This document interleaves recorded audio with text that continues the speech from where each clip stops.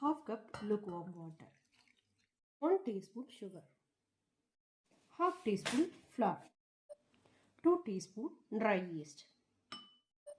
எல்லாத்தையும் நல்லா கலந்து விட்டு 10 minutes ரெஸ்டிங் டைம் முடிஞ்சிட்டு பார்க்கலாம். 2 cup flour எடுத்திருக்கேன். half teaspoon salt சேர்த்துக்கிறேன். ஆக்டிவேட் பண்ண ஈஸ்ட்டை சேர்த்துக்கிறேன். டோ ஃபார்ம் பண்ணுற அளவுக்கு தண்ணி சேர்த்து பிசைஞ்சிக்க போகிறோம். இந்த அளவுக்கு தண்ணி சேர்த்து பிசைஞ்சாச்சு. இதில் 1 டீஸ்பூன் எண்ணெய் சேர்த்துட்டு பார்க்கலாம். 1 டீஸ்பூன் எண்ணெய் சேர்த்தாச்சு. பிசைஞ்சிட்டு பார்க்கலாம். மைதா மாவு எடுத்திங்கன்னா நல்லா ஸ்ட்ரெச் பண்ண வரும். இது வீட் ஃப்ளார்ன்றதுனால ஓரளவுக்கு தாங்க ஸ்ட்ரெச்சிங் வரும்.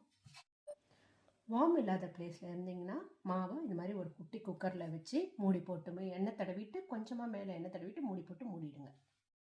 1 hour to 1.5 hours resting time முடிஞ்சிட்டு பார்க்கலாம். க்ளீன் பண்ண 1 கப் சிக்கன் சேர்த்துருக்கேன். சிக்கன் சீசனிங்க்கு 1/2 teaspoon salt, onion granules 1 teaspoon எடுத்து வச்சுருக்கேன். ஜிஞ்சர், ட்ரை ஜிஞ்சர் 1 டீஸ்பூன் எடுத்து வச்சுருக்கேன். கஜூன் சீசனிங் 1 டீஸ்பூன் எடுத்து வச்சுருக்கேன். பெரி பெரி சீசனிங் 1 டீஸ்பூன் எடுத்து வச்சுருக்கேன். கார்லிக் கிரானியூல்ஸ் 1 டீஸ்பூன் எடுத்து வச்சுருக்கேன். மிக்ஸ்டு இட்டாலியன் ஹர்ப் 1 டீஸ்பூன் எடுத்து வச்சுருக்கேன். நம்ம எடுத்துக்கிட்ட சீசனிங் எல்லாத்தையும் சிக்கனில் ஆட் பண்ணிடுறோம். 1 டேபிள் ஸ்பூன் பட்டர் சேர்த்துக்கிறேன். பட்டர் சேர்த்து நல்லா கலந்து விட்டாச்சு. சிக்கனை ஓவர் குக் பண்ணிடாதீங்க. சிம்மில் வச்சு குக் பண்ணுங்கள். இந்த அளவுக்கு ஒயிட்டாக இருந்தால் போதும், ஓவர் குக் பண்ண வேணாம். ரூம் டெம்பரேச்சர் வந்த சிக்கனை கொஞ்சம் கொஞ்சமாக ஷெட் பண்ணிக்க போகிறோம் லெங்த் வைஸில். நம்மளோட தோ இந்த அளவுக்கு ரைஸ் ஆகிருக்கு.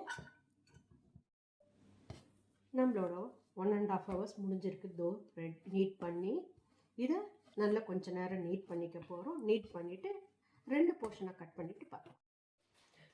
பீஸா ட்ரேயில் கொஞ்சமாக ஃப்ளார் போட்டு டஸ்ட் பண்ணி உங்களுக்கு எந்த அளவுக்கு வேணுமோ தின் க்ரஸ்ட்டாக ரவுண்ட் பண்ணிக்கோங்க.